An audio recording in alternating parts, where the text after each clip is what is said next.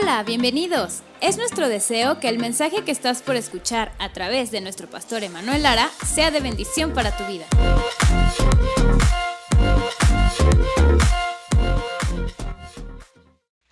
Éxodo capítulo, todos los versículos, los voy a estar leyendo en la Nueva Traducción Viviente para que no se pierda ahí. Si usted trae otra versión, quizás algunas palabras cambien, pero nos van a estar ayudando en las pantallas. Éxodo capítulo 33, versículo 15.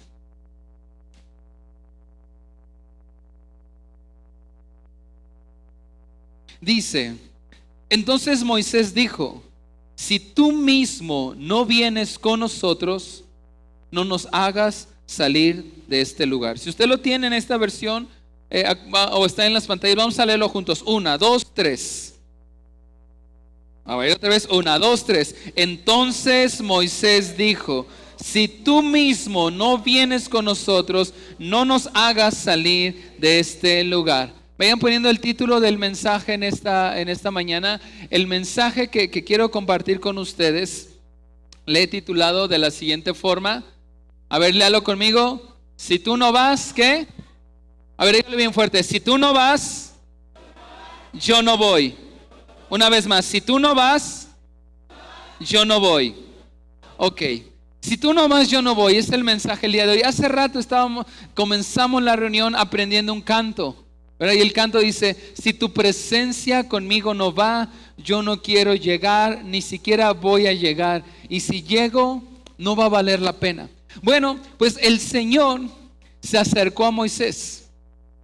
Se acercó a Moisés y le prometió que iba a llevar al pueblo a una tierra, es decir, a la tierra prometida. Y los lleva por un camino largo en el desierto. Pero hay un momento donde el pueblo, a pesar de Israel, a pesar de haber visto los milagros, las cosas tan maravillosas que Dios había hecho con ellos, hay un momento donde se desvían y el Señor los llama al arrepentimiento y desobedecen una y otra vez.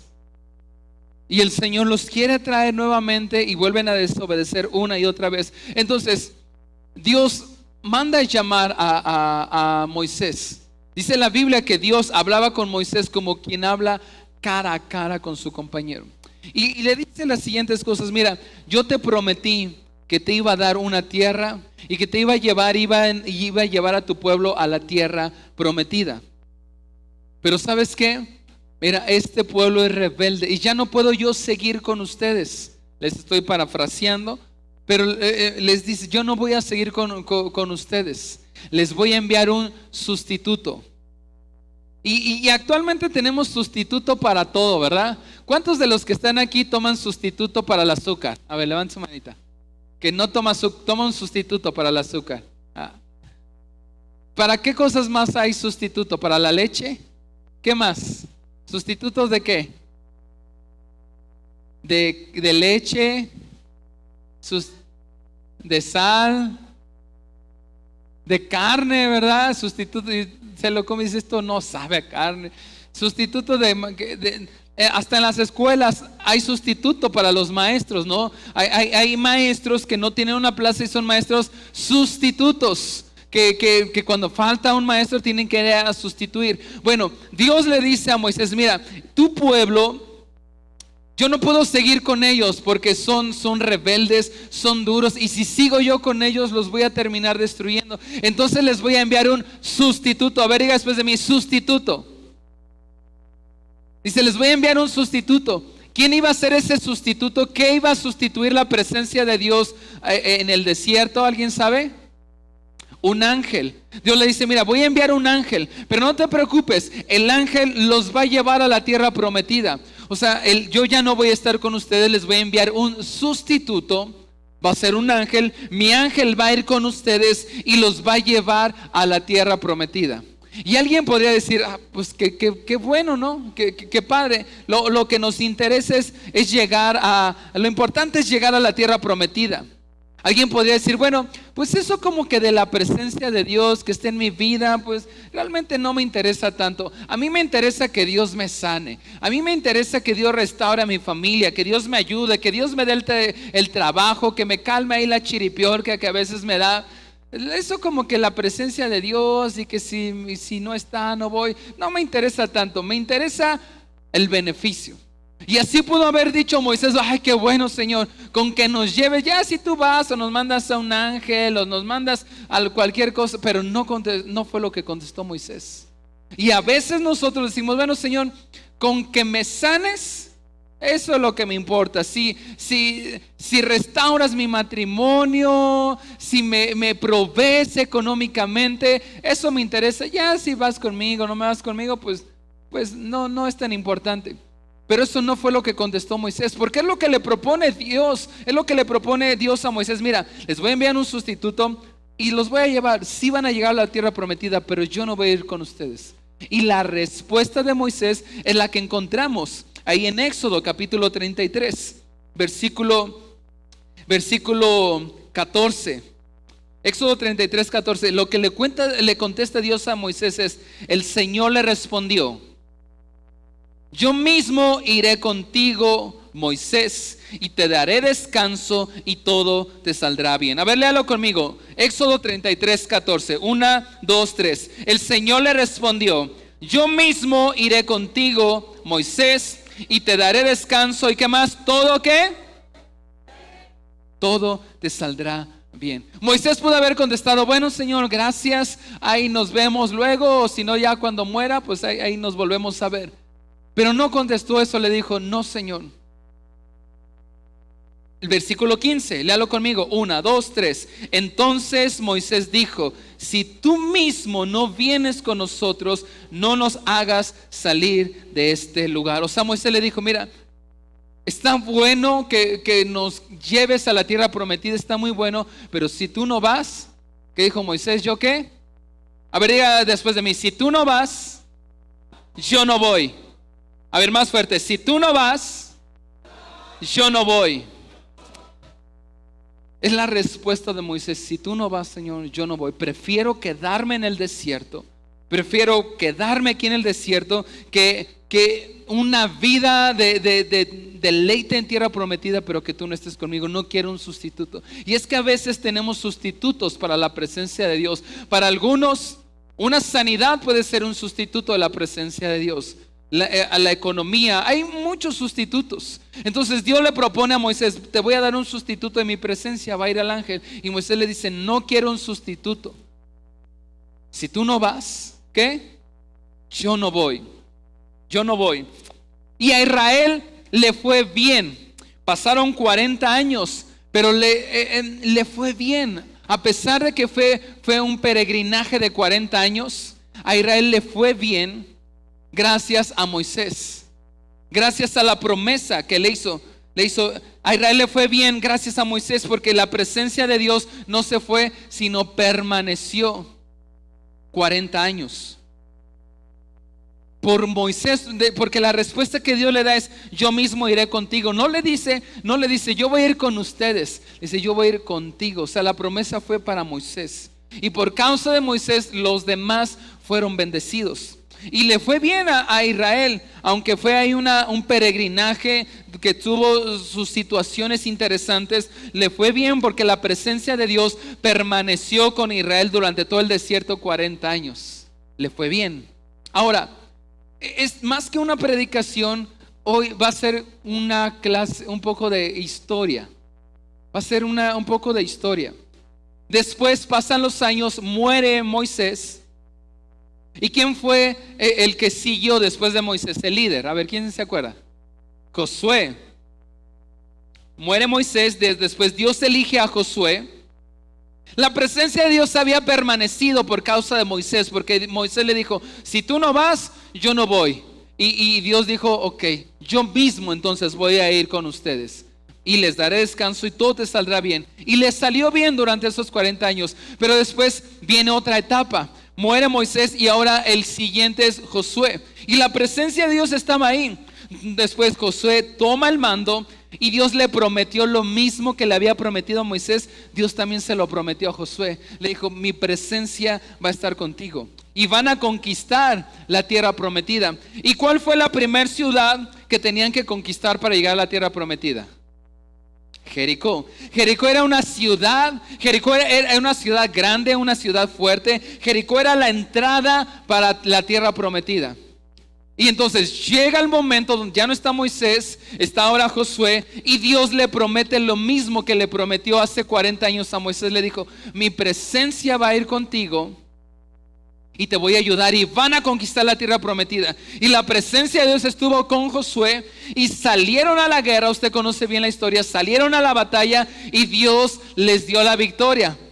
Se derrumbaron los muros de Jericó. Y ahora Jericó no era una ciudad pequeña, era una ciudad fuerte. Era la entrada a Canaán, era la entrada a toda la tierra prometida. Era una ciudad con unas murallas enormes. Se dice que probablemente las murallas que rodeaban Jericó tenían una altura aproximadamente entre 10 y 15 metros de altura, y de ancho llegaban a tener en unas partes de 5 hasta 7 metros de ancho. De hecho, había gente que vivía en las murallas. Era una ciudad amurallada, era una ciudad preparada porque era la entrada a otras ciudades. Pero la presencia de Dios estuvo con Josué. Le prometió lo mismo que le había prometido a Moisés. Le prometió a Josué, le dijo, yo voy a estar contigo, y les dio la victoria. Ahora, más adelante, acompáñenme en su Biblia a Josué, al libro de Josué. Les repito, hoy más que ser una predicación, vamos a tener una clase de historia y al final un tiempo de ministración. Josué capítulo 7, no lo pierda ahí, pero más adelante tienen que ya conquistan Jerusalén, conquistan Jericó. Y hay un momento donde descuidan la presencia de Dios, descuidan la presencia de Dios y están ahí y tienen que conquistar una ciudad pequeñita. La ciudad se llamaba Hai. A ver, diga después de mí, Hai. Así como karate, Hai, ¿no? A ver, diga, Hai. No, pero ahora como karateca, Hai. Ándale, está bien. La ciudad se llamaba Ai o Hai. Y era una ciudad pequeñita. Yo no sé qué había, a lo mejor estaba llena de esas señoras con escoba y todo, pero la presencia de Dios se fue. Descuidaron la presencia de Dios. Y ellos dijeron, esto está papita. Miren, ya conquistamos Jericó, esto está papita. No consultaron al Señor, no se previnieron de que la presencia de Dios estuviera con ellos. La presencia de Dios se había ido por causa de errores que habían cometido. Dijeron, esto está papita, no hay que consultar al Señor. Y la historia está ahí en Josué 7:11. Perdón, antes de eso, está un poquito atrás, pero ¿qué fue lo que pasó antes de leerlo? Salen a la conquista. Era una ciudad pequeñita, pero la presencia de Dios no estaba en ese momento con Israel. Se había apartado y salieron corriendo. O sea, ese ejército que había hecho caer las murallas de Jericó y les había dado una gran victoria, aún una ciudad pequeñita no pudieron conquistar. Les decía, no sé qué había, a lo mejor salieron todas las señoras ahí armadas con las escobas, pero salieron, todo el ejército de Israel salió corriendo, huyendo. Y de hecho murieron 32 personas. Y entonces dice, ¿qué pasó?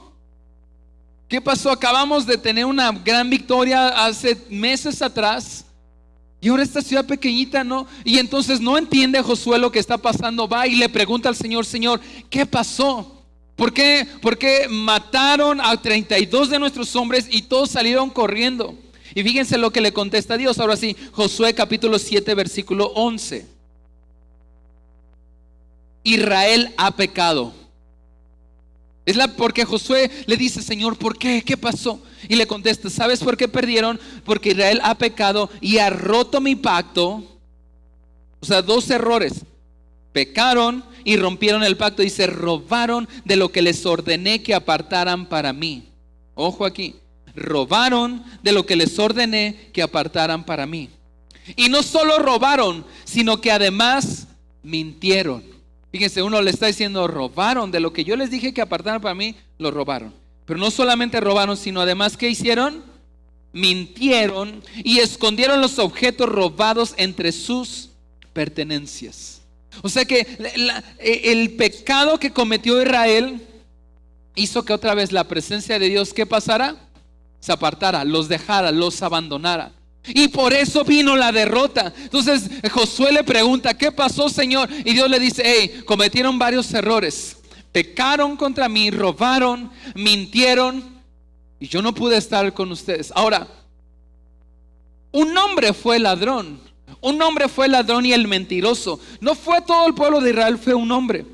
Pero por un hombre, por una mentira, por un robo, Israel no pudo conquistar esa ciudad. Y murieron 32 hombres en esa ocasión. Lo puede leer ahí unos versículos atrás. 32 hombres murieron. Israel no pudo conquistar porque la presencia de Dios se apartó por causa de un hombre que robó, un hombre que mintió, un hombre que pecó. Ahora, ¿qué hicieron? Josué, como buen líder, atiende el problema que había y confrontó al ladrón. Confronta al ladrón y hace que la presencia y provoca que la presencia de Dios nuevamente regrese. Acompáñeme al versículo 12. Dice, por esta razón los israelitas huyen derrotados de sus enemigos. Ahora Israel mismo será apartado para destrucción. No seguiré más con ustedes.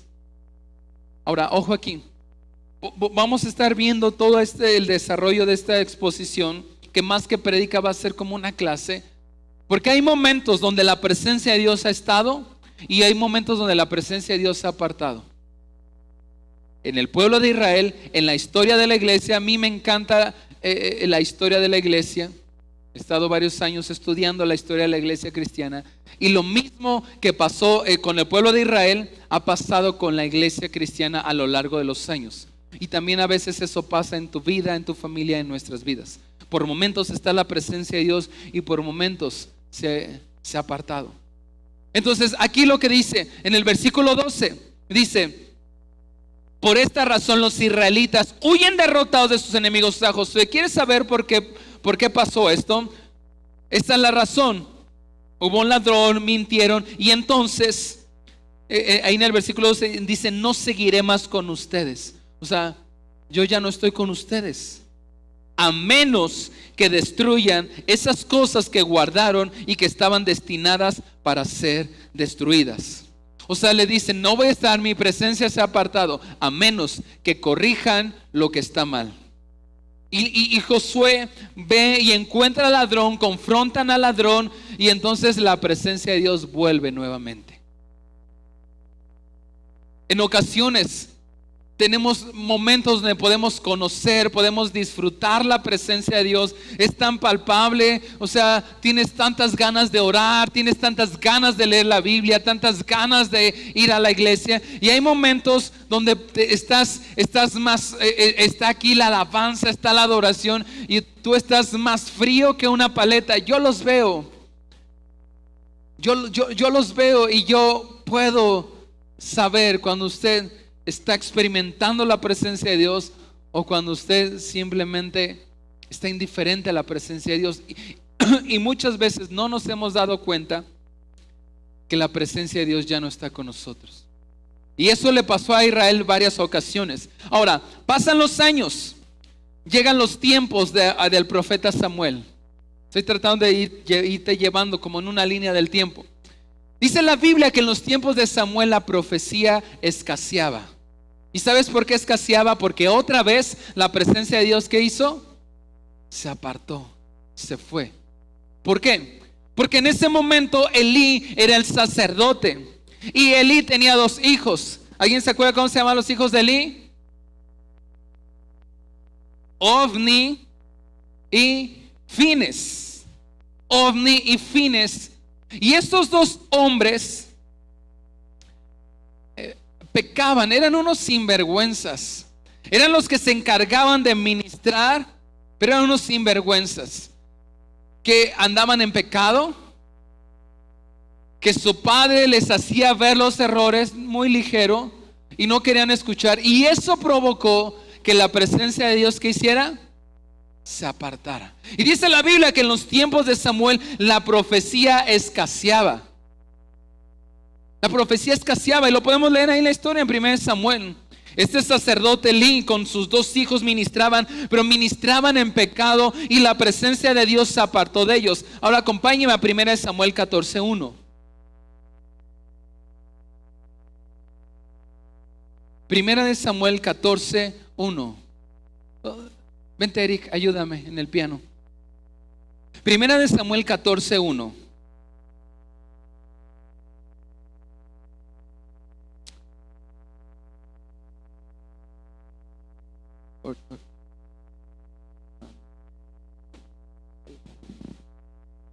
Ya está ahí. 1 Samuel 14:1 dice: cierto día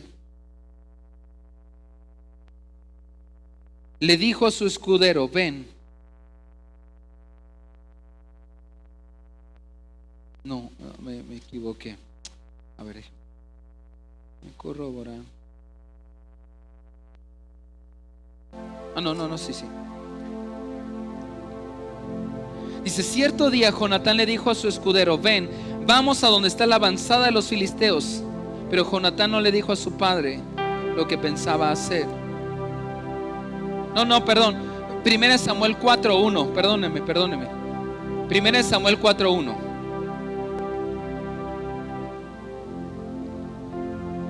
Ya estamos ahí.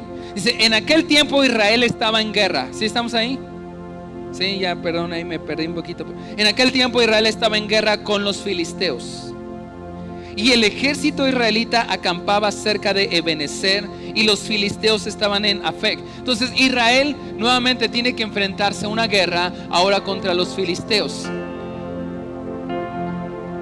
Y entonces estamos en la época del profeta Samuel, donde la presencia de Dios se había apartado por causa del pecado, principalmente de Elí, de sus 2 hijos.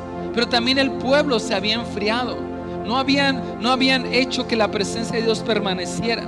Y ahora se tienen que enfrentar a la guerra. Dice: en aquel tiempo Israel estaba en guerra contra los filisteos, y el ejército israelita acampaba cerca de Ebenezer y los filisteos estaban en Afec. Ahora, ¿qué es lo que pasa? Salen a la guerra, pero la presencia de Dios no estaba con ellos. ¿Y qué fue lo que ocurrió? Versículo 2 dice: los filisteos atacaron al ejército de Israel y lo derrotaron. ¿Y a cuántos mataron? Dice: mataron a 4,000 hombres. Y terminada la batalla, las tropas se retiraron a su campamento, y los ancianos de Israel se preguntaban: ¿por qué permitió el Señor que los filisteos nos derrotaran? Después dijeron: traigamos de Silo el arca del pacto del Señor. Si la llevamos con nosotros a la batalla nos salvará de nuestros enemigos. Entonces la presencia de Dios nuevamente se aparta por causa del pecado, y tienen que enfrentar una guerra, Israel contra los filisteos. Salen a la guerra y perdieron, y mataron a 4,000 hombres. Y entonces se preguntan: ¿qué pasó? ¿Por qué Dios no nos ayudó? Ellos dicen: ya sé, nos olvidamos del arca del pacto. ¿Saben qué vamos a hacer? Vamos a traer el arca del pacto, y entonces si la traemos vamos a ganar. El arca del pacto, porque Dios desde los tiempos de Moisés se manifestaba a Israel a través del arca del pacto. Eso representaba la presencia de Dios. Entonces dicen: ¿saben qué? Se nos olvidó la presencia de Dios. Vamos a traerla. Manden a traer el arca del pacto. Y ahí seguimos en la historia. Versículo 6, 1 Samuel 4:6. Dice: ¿qué estará pasando?, se preguntaron los filisteos. ¿Qué es todo ese griterío en el campamento de los hebreos? Cuando les dijeron que era porque el arca del Señor había llegado al campamento, entraron en pánico y dijeron: los dioses han llegado a su campamento. Exclamaron: esto será un desastre. Nunca antes nos hemos enfrentado a algo así. ¡Socorro! ¿Quién podrá librarnos de los dioses poderosos de Israel? Son los mismos dioses que destruyeron a los egipcios con plagas cuando Israel estaba en el desierto.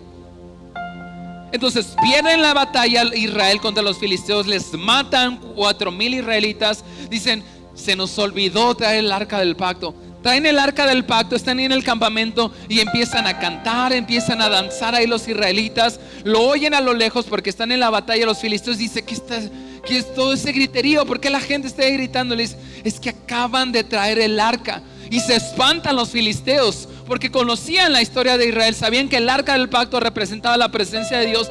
Y ellos lo expresan de esta forma. Dicen, han traído a sus dioses. Y entonces, ¿qué vamos a hacer? Porque hemos escuchado que cada vez que los dioses, aunque era uno solo, pero ellos decían, los dioses están con Israel, Dios siempre les da la victoria. Y se espantan y dicen, socorro. Pero fíjense lo que hacen los filisteos. Versículo 8. Filisteos, les dan la orden, peleen como nunca antes. Si no lo hacen, seremos esclavos de los hebreos, así como ellos han sido esclavos nuestros. Peleen como hombres. Se asustaron, pero dijeron, a ver, no nos vamos aquí a intimidar. Peleen como hombres. Y salen a la guerra. Y fíjense lo que pasó, versículo 9. Filisteos, peleen como nunca antes. Si no lo hacen, seremos esclavos de los hebreos, así como ellos han sido esclavos nuestros. Peleen como hombres. Versículo 10. Así que los filisteos pelearon con desesperación y de nuevo derrotaron a Israel. Y la matanza fue grande. Y ese día murieron, ya no 4,000. Fíjense cuántos murieron. 30,000 soldados israelitas. Y los sobrevivientes dieron la vuelta y huyeron, cada uno a su carpa. Entonces los filisteos capturaron el arca de Dios y mataron a Ofni y a Fines, los hijos de Elí. Ellos dijeron, bueno, la solución es traer el arca. Traen el arca. Y pelearon con todas sus fuerzas los filisteos. Y ahora ya no nada más les mataron 4,000. ¿Cuánto les mataron? 30,000. Y entre esos estaba Ofni y Fines, hijos del profeta y del sacerdote. ¿Qué pasó? Es que nunca se dieron cuenta que la presencia de Dios ya ni siquiera estaba en el arca. ¿Qué pasó? Y se llevan el arca, matan a Ofni, matan a Fines. Ese día perdieron 30,000. Fíjense, en la batalla contra Jai les mataron 32 personas. En la primera batalla contra los filisteos les mataron 4,000. En la segunda batalla les mataron 30,000. Porque la presencia de Dios ya no estaba y ellos no se habían dado cuenta. Y no solamente eso, capturan el arca. Acompaña el versículo 19. No fue todo en la tragedia. Ese mismo día muere el profeta y el sacerdote Elí, porque le dan la noticia. Dice la Biblia que Elí estaba ya viejo, estaba gordo, así lo dice, estaba ciego y estaba sentado en una silla. Y cuando le dan la noticia, agárrenme que me les voy. Y se les fue. Se cayó y se desmayó y se pegó en la cabeza y murió. Y entonces van ahora y versículo 19. La nuera de Elí, esposa de Fines, estaba embarazada y próxima a dar a luz. Cuando se enteró de que habían capturado el arca de Dios, que su suegro y su esposo habían muerto, entró en trabajo de parto y dio a luz. O sea, se le adelantó ahí el parto. Y también ella murió después del parto. Pero antes de que muriera, las parteras trataron de animarla. ¡Ey, no tengas miedo!, le dijeron, tienes un varón. Pero ella no contestó ni prestó atención. Y fíjese esto, versículo 21. Y al niño le puso por nombre, ¿cómo? A ver, diga bien fuerte, Icabod. Otra vez, Icabod, que significa ¿dónde está la gloria? O en otras palabras, la presencia de Dios, ¿qué? Se fue. Eso significa que acabó. ¿Dónde está la gloria? Porque dijo, la gloria de Israel se ha ido. En otras palabras, la presencia de Dios se fue. Le puso ese nombre porque el arca de Dios había sido capturada y porque murieron su suegro, su esposo. Luego dijo, la gloria se ha ido de Israel. Y otra vez la presencia de Dios, ¿qué hizo? Se fue, los dejó. Ahora quiero hablarte un poco de historia de la iglesia cristiana. Los primeros 3 siglos de la iglesia cristiana hubo un gran avivamiento en los primeros cristianos. Fueron excelentes. Los primeros 3 siglos de la iglesia cristiana. ¿Cuándo surge la iglesia cristiana? El día del Pentecostés. Hechos capítulo 2 dice, y estaban todos unánimes juntos. ¿Qué hacían? Orando, buscando a Dios, esperando la promesa de Jesús. Y en ese momento dice que desciende el Espíritu. Y ahí nace la iglesia. Fíjense, la iglesia cristiana comenzó con un grupo de 120 creyentes en Jesús. 120. Pero los primeros siglos de la iglesia cristiana, a partir del Pentecostés, la presencia de Dios vino. Y hubo algo increíble ahí en el día del Pentecostés. Dice que estaban todos buscando la presencia de Dios. Y de repente vino el Espíritu Santo y todos empezaron a hablar en otras lenguas. Se les repartieron lenguas como de fuego y empezaron a hablar en otros idiomas, en otras lenguas. Empezaron a ocurrir milagros, prodigios, señales increíbles. Y entonces ese grupo de 120 personas se empezó a multiplicar. Porque donde la presencia de Dios está ahí, hay crecimiento, hay multiplicación. Cuando la presencia de Dios está en tu vida, hay crecimiento espiritual, te multiplicas en otros. Pero ten cuidado, no vaya a ser que no nos hemos dado cuenta y quizá la presencia de Dios se ha ido de nuestra iglesia o de nuestra casa o de nuestra vida. Nosotros pensamos, sí, Dios está conmigo y Dios es con nosotros, pero a lo mejor hace mucho que Dios se fue. Pero los primeros 3 siglos de la iglesia cristiana fueron muy buenos. A partir de que viene el Espíritu Santo, ese pequeño grupo de 120 personas, en la primera predicación de la iglesia cristiana que la da Pedro, ¿sabes cuántos se añadieron? 3,000 personas. O sea, de ser un grupo de 120 personas, ahora eran 3,000 personas. Porque la presencia de Dios vino, descendió. Y luego más adelante otra vez vino otra predicación de Pedro. Y ahora era un grupo, dice la Biblia, que eran 5,000, contando solamente a los hombres. Y hubo un avivamiento. Pero a partir del año 70 después de Cristo, empezó a haber persecución. Esto es historia. Por eso, más que una predicación, hoy está haciendo una clase de historia. Y a mí me encanta enseñar. Y a partir del año 70, los siguientes 200, 230 años fueron años de persecución. Empieza a crecer, la iglesia está avivada y a pesar de la persecución, la iglesia empieza a crecer. Viene la persecución y se tienen que esparcir por todos lados, por muchos lugares. Se empiezan a esparcir los cristianos y empieza a venir la persecución. Comienza por Roma. Roma empieza a perseguir a los cristianos y los empiezan a hacer los capturan. Es como si ahorita que vinieras, hubiera allá afuera un grupo de soldados que estuvieran listos esperando para arrestar, para llevarse a la cárcel a todos los que entraran o salieran de la iglesia. ¿Tú vendrías si eso ocurriera aquí en la iglesia? Algunos de ustedes no quieren venir porque es que llovió y es que hay lodo. Bueno, la primera iglesia, la iglesia primitiva, empezó a haber persecución. Y los arrestaban, los llevaban a una corrida de toros, donde todos estaban expectantes, solamente que en vez de toros, ¿sabes qué echaban? Cristianos. Esto empezó a partir del año 70 después de Cristo.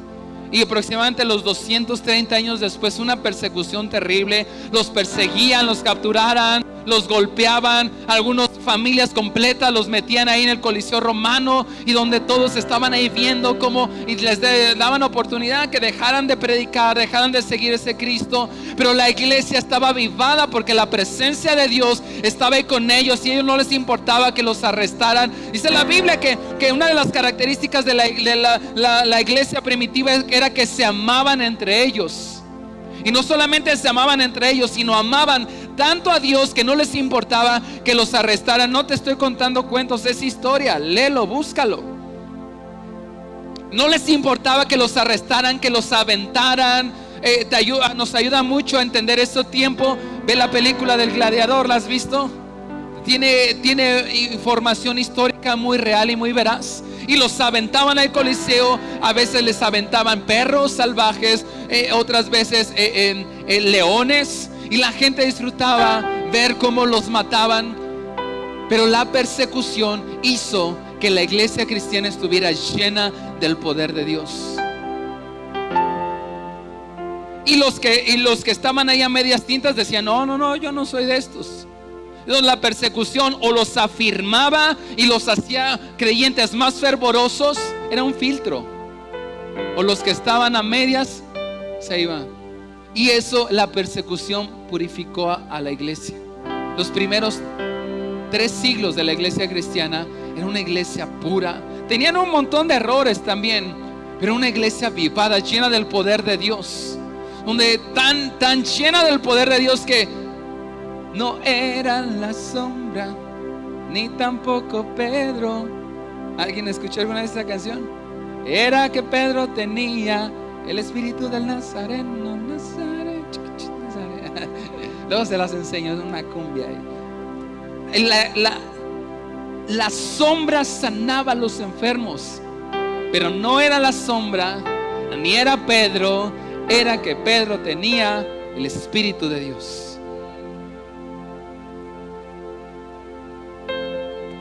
Pablo está predicando y de repente una niña que tenía unos amos que abusaban de ella porque le sacaban dinero, y ella tenía un espíritu de adivinación. Cada vez que Pablo predicaba, empezaba a decir un montón de cosas. Un momento se cansa Pablo y voltea y le dice: hey, espíritu de adivinación, sal, y la libera. Y vemos una serie de milagros, cosas increíbles. Hay un montón de historias tan increíbles. Les recomiendo un libro. Está el volumen 1, el volumen 2 se llama Locos por Jesús, y está lleno de historias. Y hay muchas historias de los primeros siglos de la iglesia cristiana, de mártires por Cristo. Se llama Locos por Jesús, volumen 1, volumen 2. Yo los compré 2 veces y las 2 veces los regalé. Así que alguien me los quiere volver a regalar. Me encantaban esos libros. Hay un libro que se llama El mártir de las catacumbas, se lo recomiendo. Y está documentado cómo la persecución purificaba a la iglesia. A veces los tiempos de prueba, de persecución en las vidas de nosotros, o nos enciende del fuego de Dios o nos aparta. Y a veces es necesaria que haya persecución, que hayan pruebas para purificarnos. Porque a veces estamos así tan cómodos que no nos damos cuenta que la presencia de Dios se fue, y ni nos dimos cuenta. Pensamos, cantamos nuestras canciones, venimos, hacemos toda la liturgia, y quizás la presencia de Dios. Ahora,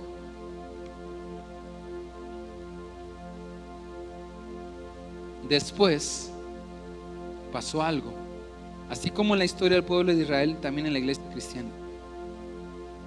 Ocurrió algo que fue muy malo para la iglesia cristiana. Año 313 después de Cristo, y llega al poder del imperio romano Constantino. Y Constantino se hace cristiano y dice: no, vamos a parar toda la persecución. No tienen que estar sufriendo los cristianos, vamos a parar la persecución. Y en el año 380 después de Cristo, Constantino establece el cristianismo como la religión oficial de Roma. Ojo, porque estoy dando una clase de historia. A mí me encanta enseñar, me encanta ser maestro. Y en el 380 dice, la religión oficial es el cristianismo. Pero eso fue algo muy malo para la iglesia, porque pasaron de ser perseguidos ahora a ser la iglesia oficial de Roma, del imperio romano. Y lo que podía haber sido algo muy bueno, realmente fue algo muy malo para el cristianismo. Fue algo muy malo para la historia de la iglesia cristiana, porque Satanás se metió en medio de la iglesia. Satanás se metió y fueron casi 1600 años oscuros para la iglesia cristiana, donde otra vez la presencia de Dios se apartó. En historia de la iglesia cristiana, estos años se llaman como los años o los siglos oscuros, porque Satanás se metió y la persecución se fue. Y ahora una de las cosas que empezó a permitir la iglesia fue la idolatría. Fue de las cosas que Dios más aborrece. Entonces venían otros y decían, bueno, mira, yo tengo aquí mis dioses griegos, ¿no? Mis dioses egipcios. Entonces dice, no te preocupes, mira, vente acá, le cambiamos el nombre, ya no Osiris, ya no es ahora le vamos a llamar Santo Tomás, San Pedro y el otro. Y empezaron a meter a todos los ídolos. Dice, sí, aquí nada más los cristianizamos, le cambiamos y empezó a meter la iglesia la idolatría, que es uno de los pecados que Dios más aborrece. En Israel, en el desierto, ¿te acuerdas cuál fue el motivo? La primera vez que Dios se aparta del pueblo de Israel fue por la idolatría, por hacer un becerro de oro. Y eso empezó a hacer la iglesia, el cristianismo. Y la presencia de Dios, ¡pum!, se va otra vez. Y fueron casi 1600 años de oscuros para la iglesia cristiana. Empezó a entrar la idolatría. Y otra cosa terrible que ocurrió es que se empezó a hacer una marcada diferencia entre el clero y los laicos. O sea, ya no, ahora la iglesia ya no eran los que se tenían que esconder, los pobres, ahora la gente de la iglesia eran acá los pipiris nice, ¿no? Los fifí, los de la aristocracia. Y ahora el clero, había una marcada diferencia aquí. Acá estamos los del clero y los laicos. Iban a reuniones donde ni entendían, porque ni siquiera les hablaban en su idioma, porque no estaba permitido para ellos leer las escrituras. Y entonces acá el clero era de la aristocracia, y allá los laicos, allá la chusma. Nada más iban a una reunión donde se aburrían horrible porque no entendían nada. Y algo tan seco, tan frío, la presencia de Dios ya no estaba ahí. Otra cosa que empezó a ocurrir es que la gente ya no conocía la palabra de Dios. Le quitaron a la gente el acceso a la palabra de Dios.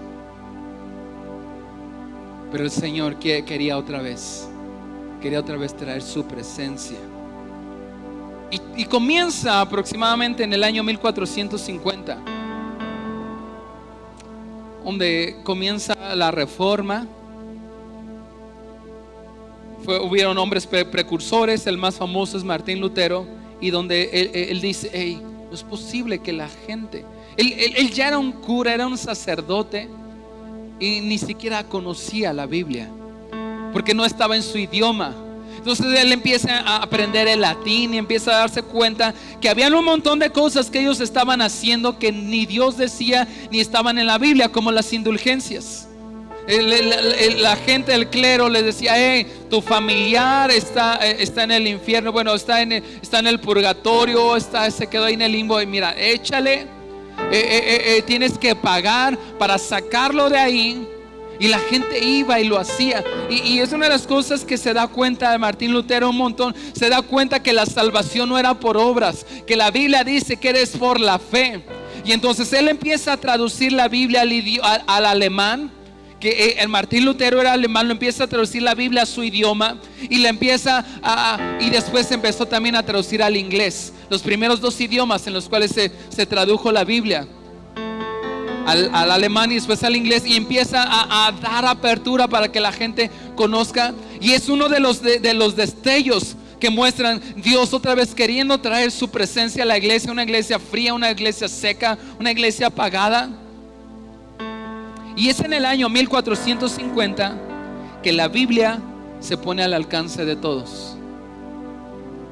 Justamente en ese año surge la imprenta, porque antes tener los pergaminos era carísimo, nadie los tenía, ni siquiera los sacerdotes. Pero surge la imprenta y entonces los libros pueden ser reproducidos de una manera más rápida, y la Biblia, la palabra de Dios, se empieza a poner al alcance de todos. Ese mismo año que ocurre eso, se inventa la imprenta y se empezó a imprimir la Biblia, y comienza la restauración de la iglesia, traer otra vez la presencia de Dios. Comienza el periodo de restaurarse la gracia, porque entiende Martín Lutero, siendo un sacerdote católico, no es por obras, es por gracia. Y entonces se empieza a restaurar la gracia. Después, siglos más adelante, hay un hombre que se llama Juan Wesley. Si tiene la imagen, si usted ha escuchado hablar de Juan Wesley, es el fundador de la iglesia metodista. La mamá de Juan Wesley fue una mujer muy disciplinada, que le enseñó a su hijo las disciplinas espirituales. Le enseñó: nunca hace falta a la iglesia, nunca dejas de orar, nunca dejas de leer todas las disciplinas. De hecho, de ahí viene el nombre metodista, de métodos, muy metódico. Su mamá le enseñó las disciplinas espirituales, y entonces él empieza a predicar, y es el fundador del movimiento metodista. El asunto es que había mucha disciplina. Todo este movimiento que empieza a surgir como a partir de Juan Wesley, un hombre muy importante en la historia de la iglesia cristiana, pero aún la iglesia estaba fría, porque eran métodos, pero faltaba la vida del Espíritu Santo. Y llegamos a los años 1900. En la historia de la iglesia cristiana han habido, algunos dicen 4, algunos 5 avivamientos. Bueno, el último de los últimos más grandes avivamientos surgió en el año 1900, porque ya estaba reformándose la iglesia, Dios queriendo traer su presencia otra vez. Surgió el movimiento a través de Juan Wesley de la iglesia metodista, pero todavía le hacía falta la vida del Espíritu Santo. Oraban, leían la Biblia, pero eran muy metódicos, estaban todavía secos.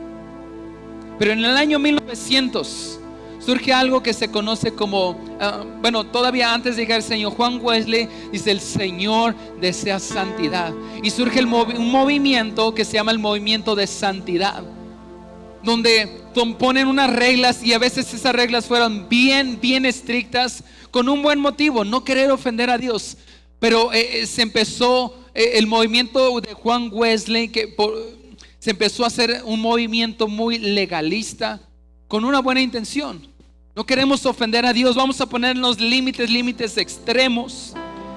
De hecho, hay algunos sacerdotes, algunos curas, que por no querer ofender a Dios, dicen en la historia que se iban hasta el cerro, hasta las montañas. Algunos llegaron a enterrar su cuerpo y solamente dejar la cabeza por afuera durante años, por quererse mantener fieles, mantenerse santos al Señor.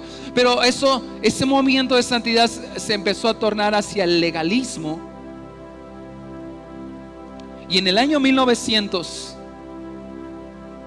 en Estados Unidos, en Kansas, hay un hombre que se llamó Charles Parham. Ese es un nombre muy importante. Charles Parham. Él era de la iglesia metodista. Y él funda un instituto bíblico. Tiene 40 alumnos. Le dice, vamos a conocer a Dios.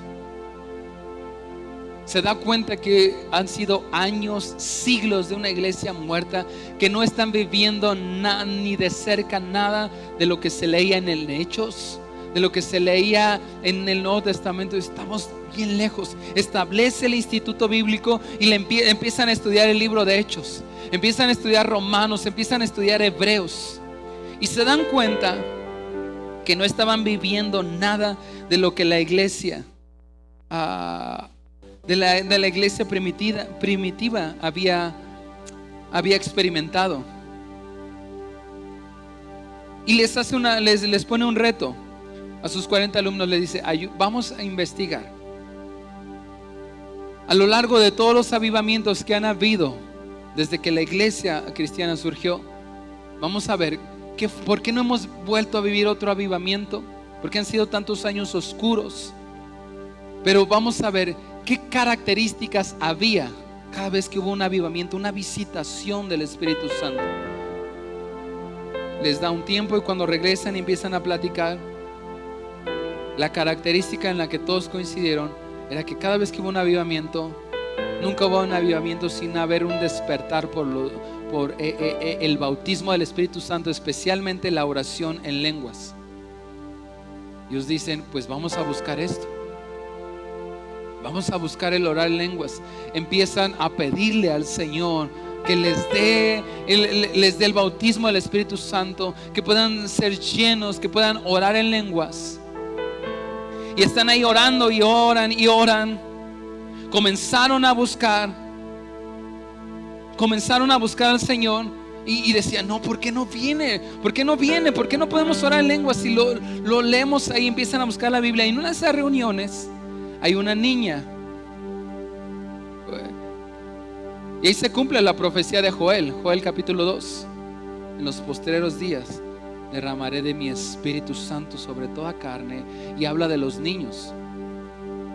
Y una niña le dice a Charles Parham, dice, yo encontré en la Biblia que en el libro de Hechos, cada vez que el Espíritu Santo venía y empezaban a hablar en lenguas, normalmente era cuando las personas les ponían las manos. Y le dice, sí, a ver, enséñame. Y encuentran esas porciones donde Pablo les ponía las manos y oraban en lenguas. Y le dice, bueno, a ver, vamos a hacerlo. Tenían meses buscando la llenura del Espíritu Santo. Este pastor Charles Parham ora por la niña y de repente se desata y la niña empieza a orar en lenguas. Y empieza a orar por todos, y en un día los discípulos de este hombre empiezan a orar todos en lenguas. Fue un avivamiento que se desató y empezaron a llegar no solamente pastores de la iglesia metodista, empezaron a llegar curas, sacerdotes. Querían conocer, experimentar lo que ellos estaban viviendo, y venía y oraba por ellos y se llenaban del Espíritu Santo. Lo corren de la iglesia metodista porque dice, esto no es para nosotros. Y un día está predicando y lo escuchó un hombre que se llamaba William Seymour. Si tiene la imagen, un hombre de color, un hombre negro, William Seymour. Está predicando y él escucha esto. Él se da cuenta de que la gente empezaba a orar en lenguas, de que empezaban a ver milagros. Y él dice, yo quiero eso. Un montón de gente empezó a llegar, pero él dijo, yo quiero eso. Él era un pastor de una iglesia metodista también. Y lo recibe la llenura del Espíritu Santo, recibe el orar en lenguas. Lo invitan a una iglesia y empieza a predicar del bautismo del Espíritu Santo. Empieza a predicar del orar en lenguas. ¿Y saben qué le hicieron? Lo corrieron. Dijeron, aquí no se ora en lenguas, eso no es de Dios, eso, nada de que bla, bla, bla, bla. Aquí no. Lo corren, lo sacaron prácticamente patadas a la calle. Y este hombre, William Seymour, empieza a predicar en la calle. Y la gente empezó a llegar. Oraba, no oraba otra cosa, solamente el bautismo del Espíritu Santo, la llenura del Espíritu Santo. Dice la historia Hay un montón de libros escritos de este hombre. La historia dice que había gente, está registrado en la historia, que había gente que llegaba sin una mano, gente que llegaba sin un pie, y le crecía la mano, le crecía el pie, y ya no cabían. Él predicaba en la calle y encuentran una iglesia abandonada, una iglesia metodista, y encuentran esa iglesia y juntan, todos hacen un esfuerzo y la compran. Y esa iglesia está ubicada en una calle en Los Ángeles, y la calle se llamaba Azusa. Ese lugar existe, ahora es como un museo, es conocido como el avivamiento de Azusa Street. Y todos los días se reunían en esa vieja iglesia metodista, y la gente era llena del Espíritu Santo, oraba en lenguas, habían milagros. La presencia de Dios otra vez empezó a regresar a la iglesia, y es donde surge el movimiento Pentecostés. Me han preguntado, pastor, ¿qué tipo de iglesia somos? Somos una iglesia Pentecostés. ¿Qué era eso? Y se empezaban a decir, creemos que lo mismo que experimentaron en el día del Pentecostés, lo podemos experimentar hoy en nuestras vidas, hoy en nuestras iglesias. Y es como surge en el año 1900 el movimiento Pentecostés. Algunos que no están de acuerdo con esto dicen, no, es que el orar en lenguas, todo esto es nuevo. Tantos años donde no, sí, porque fueron tantos años oscuros donde la presencia de Dios no estaba. Y entonces surge el movimiento Pentecostés. En pocas palabras, el Pentecostés es aquel que cree que lo mismo que se vivió en el día del Pentecostés lo podemos experimentar. No solo el orar en lenguas, sino las sanidades, los milagros. Miren, hoy no vinieron por causa de salud, nada grave, pero oramos hace unas semanas por un pequeñito. No sé si quién se acuerda del pequeñito Jesús, porque tiene 7 años, pero creo que desde los 2 años le diagnosticaron cáncer en el hígado, y le hicieron un montón de tratamientos, y ahí iba avanzando. Y hace unas semanas los doctores le empezaron a decir que veían otra vez problemas en él, y le dijo, vamos a hacer estudios porque parece que el cáncer regresó. Un pequeñito de 7 años, oramos por él hace unas semanas, estuvimos oramos ese día por él, continuamos orando. Fue a hacer los estudios y los médicos lo dieron de alta, le dijeron, no tiene nada, está libre del cáncer. Denle un fuerte aplauso al Señor por la vida de ese pequeñito.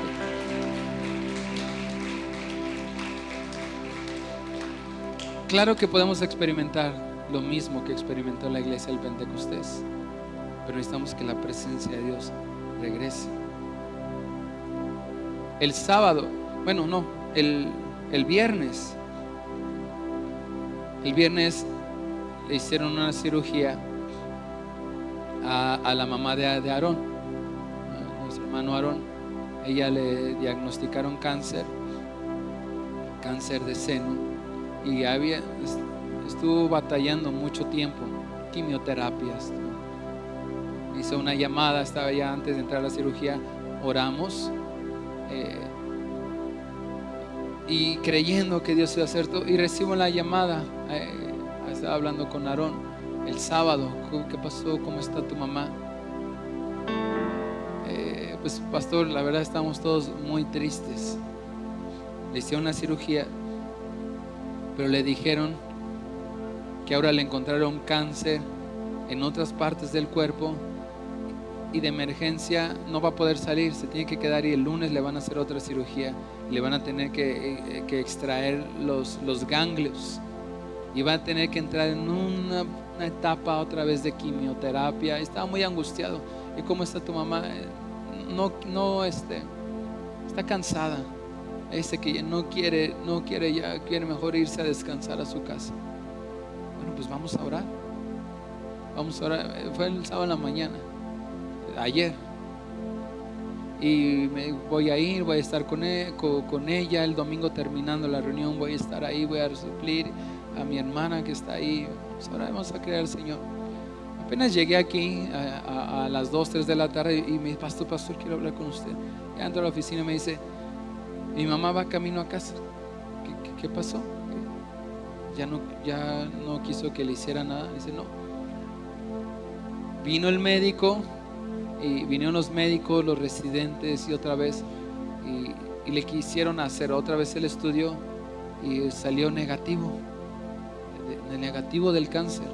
De hecho mandaron a llamar al médico de planta. ¿Qué pasó? Como se lo acabamos de hacer y está ahí el cáncer, la cirugía está programada para el lunes. No, háganselo otra vez. Se lo hicieron otra vez y le dijeron, señora, usted no tiene nada, váyase a su casa. Y me dijo, mi mamá va camino a casa y ni la ha visto. Al rato la va a ir a ver. Digo, le van a decir a mi mamá que gracias por estar orando. No me digan que lo que es, a mí nadie, conozco todas las teorías de por qué no se debe de orar en lenguas, porque a mí nadie me puede venir a decir a mí que eso no, porque yo lo he visto. Yo he visto el orar en lenguas, yo he visto las sanidades. Ahora, ¿Dios sana a todos? No, ¿por qué? No lo sé. No lo sé. Pero sí sé que Dios sigue haciendo milagros. Dios sigue haciendo proezas. Que el Espíritu Santo sigue siendo real. Que el orar en lenguas es real. Y que lo que vivieron los primeros cristianos lo podemos vivir. Pero necesitamos la presencia de Dios. Necesitamos la presencia de Dios. Hoy, tristemente, Dios ya no está en muchas iglesias. Tristemente hoy Dios ya no está en muchas iglesias. Hay religión, hay liturgia, hay cantos, pero ustedes ni se han dado cuenta que Dios no está ahí. Está frío, está seco. Muchas familias que quizás nunca no se han dado cuenta y hace mucho tiempo Dios se fue. Te bendice y ni te has dado cuenta, porque a lo mejor lo que te interesa es la tierra prometida. No te interesa tanto su presencia. Pero ¿qué dijo Moisés? Si tú no vas, yo no voy. Y yo tantas veces no me he dado cuenta. Digo, Señor, creo que tu presencia se fue de mi vida. Tengo que traer tu presencia otra vez a mi vida, a mi casa, a la iglesia. Hay un montón de iglesias, te digo, donde la presencia de Dios ya no está, o está, pero está por compromiso, porque Él lo prometió. No dijo que donde 2 o 3 se reunían en su nombre, Él iba a estar ahí. Pero no hay manifestación, no hay milagros, no hay vida. Todo se vuelve seco, se vuelve una religión. La religión, ni un nombre, ni la liturgia, nada te va a dar vida, sino solamente su presencia. ¿Qué les parece si nos ponemos de pie? Efesios 4:30.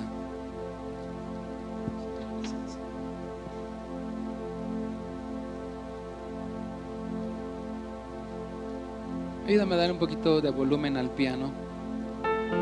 Efesios 4:30 dice: no entristezcan al Espíritu de Dios con la forma en que viven. Recuerden que Él los identificó como suyos y así les ha garantizado que serán salvos el día de la redención. Apocalipsis 2:4.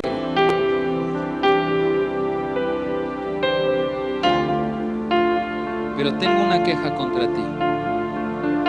No me amas, ni se aman entre ustedes como al principio. Mira dónde has caído y vuélvete a mí y haz las obras que hacías al principio.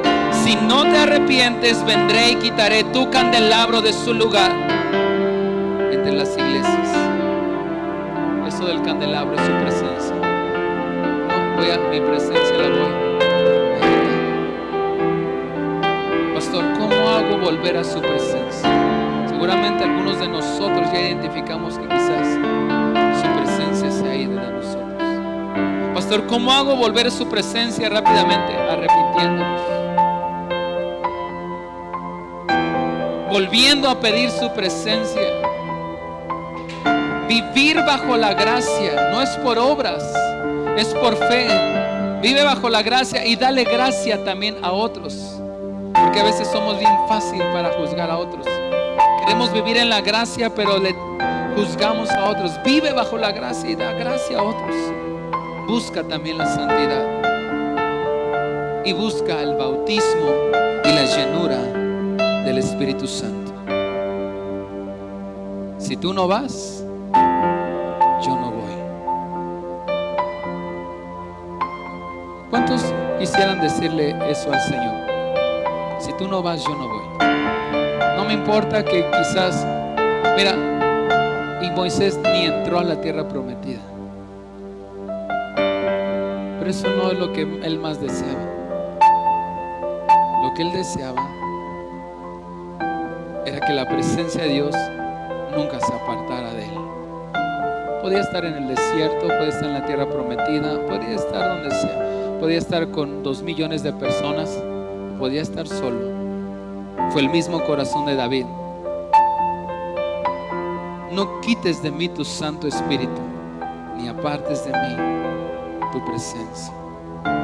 Lo que David dijo es: ¿puedes quitarme el reino? Cuando él falló, a diferencia de Saúl, Saúl le dijo: no, sí fallé, pero hónrame delante del pueblo, hazme quedar bien. Cuando David falló, dijo: si quieres, quítame el reino, pero no apartes de mí tu Santo Espíritu, ni me quites tu presencia, porque tu presencia lo vale todo. Si tú no vas, yo no voy. Si aquí habemos personas que queremos decirle esas mismas palabras, cierra tus ojos en tu lugar. Cierra tus ojos. Y va a ser algo muy tranquilo, porque no quiero mover emociones. Quiero que sea el Espíritu Santo. Solo puro piano. Así que aquí entramos todos, hasta yo como pastor. Hoy el Señor te dice: te voy a enviar un sustituto. Voy a proteger a tu familia. Te voy a cuidar del peligro. Voy a enviar unos ángeles, el ángel, que te van a cuidar, pero yo te voy a mirar de lejos solamente. ¿Qué le contestas? Ay, gracias. Yo lo que quería era que me sanaras. Yo lo que quería era que me restauraras. O le podemos decir: Señor, si tú no vas, yo no voy.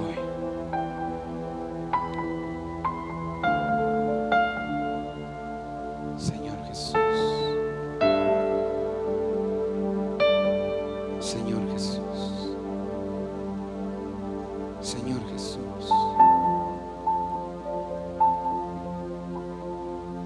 Cuando la presencia tuya se va, me siento desfallecer. Cuando tu presencia se va de mi familia, me siento desfallecer. Señor, no busco tus bendiciones, aunque sé que me las darías. Te quiero a ti. Te quiero a ti. En tu presencia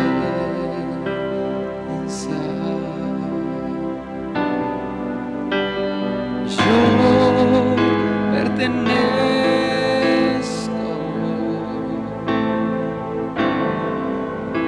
Y no hay otro lugar donde yo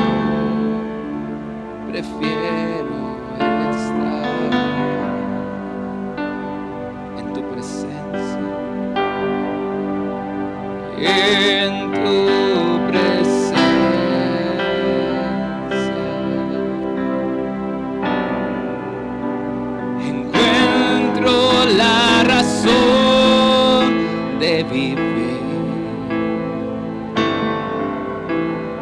y de existir. Cuando yo te miro a ti, es que cuando te veo, y es que cuando te veo, más te deseo. Mi alma desfallece por ti. Es que cuando te veo, más te anhelo. Solo tú me haces vivir. Eres santo,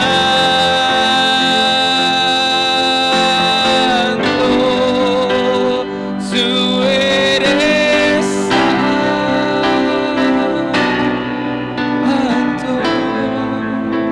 Los cielos y la tierra te adorarán